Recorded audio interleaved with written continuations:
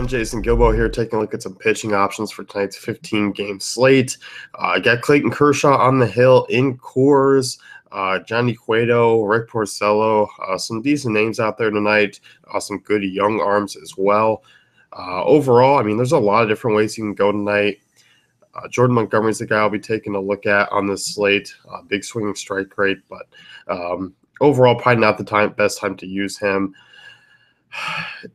Starting with the top options here, looking at Johnny Cueto, more expensive side of things, but definitely worth a look tonight. Took the tough loss last time out against the Reds, 7 innings, 2 earned runs, struck out 10 in that game. He's kind of been around 6-7 strikeouts in most of his starts this season. His 2 bad outings came in Coors and in Arizona, which is acceptable right now.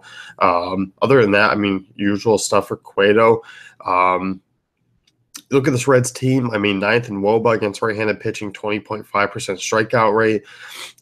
This is still not a huge threatening offense for Cueto. I do trust him in cash games and GPPs.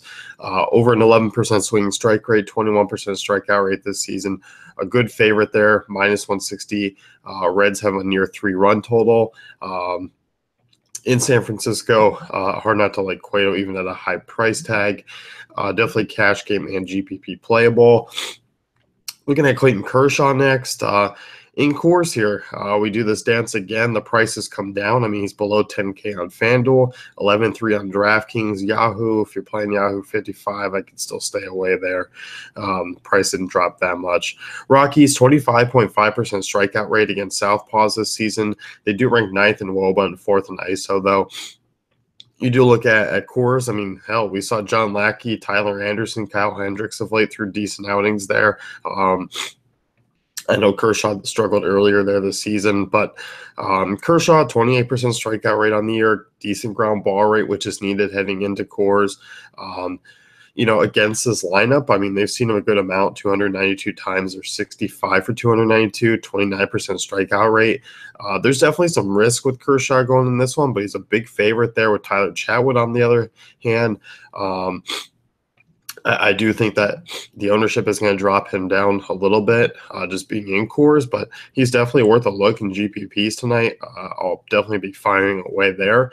There's safer options that go in cash games just around him, but GPPs, I'll definitely be rolling out some Kershaw shares in hopes to kind of get some exposure there. So next guy I like tonight, Rick Porcello. Struggled last time against Tampa Bay, but has scored 20-plus DK points in 4 straight starts. Strikeouts have been up as well, averaging nearly 7 strikeouts per start in those 4. Tampa Bay is a team he dominated last season, 5 starts, 46 strikeouts in 41 innings, went 5-0 with around a 3 ERA. Strong at home, under a 3 ERA last year. He's gotten rolling again. Decent swing strike rate this year, 11%, and that's only 0.3 less than Cueto and Kershaw on the slate. So Porcello's missing just as many bats as Kershaw is this year. So to kind of clear that up over a month and a half, if you're kind of looking at it just strictly this year. Porcello, not a big walk guy, does a good job of keeping the ball in the park throughout his career. This season's been a little bit rough, but Rays, 14th in WOBA against right-handed pitching, starting to slip a little bit, 26% strikeout rate still.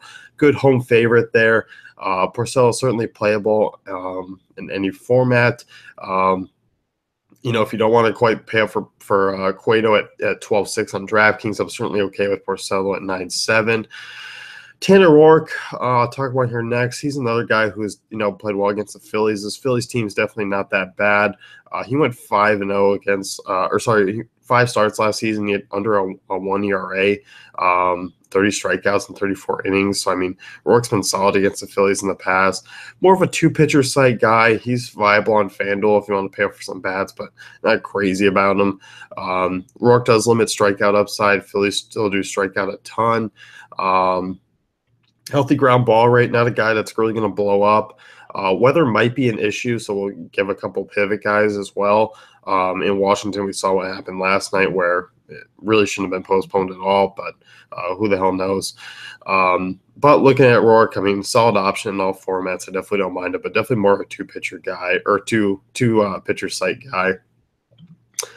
Danny Duffy, third highest swinging strike percentage on the slate, 11.5%. Baltimore, a team that strikes out a ton against left-handed pitching, about 25%. 16th in WOBA against Southpaws, which that was in the bottom 10 before that Gio Gonzalez game. ISO's in the bottom half of the league. Tough place for power there at Kauffman Stadium, which is a bonus for Duffy. Duffy swinging strike rate, but K percentage just sits at 16%. I do believe that can go up tonight. I mean, he limits hard contact. I definitely don't mind Duffy in all formats on two-pitcher sites. He's a GPP option on FanDuel. Decent favorite there at home. Price tag's really not that bad for him, so I'll definitely be looking his way. A couple other intriguing arms. They're just GPP guys for me tonight. Lance McCullers, big strikeout potential as always, just given the fact that he misses a ton of bats. Jordan Montgomery as well is intriguing, but definitely two hot offenses in a good ballpark. Definitely limit your exposure to just tournaments. If you want a cheap guy, Patrick Corbin, I definitely don't mind tonight. 11.5% swing strike percentage. K percentage isn't all that high, just 19%. Walk rate's still sitting there at 7.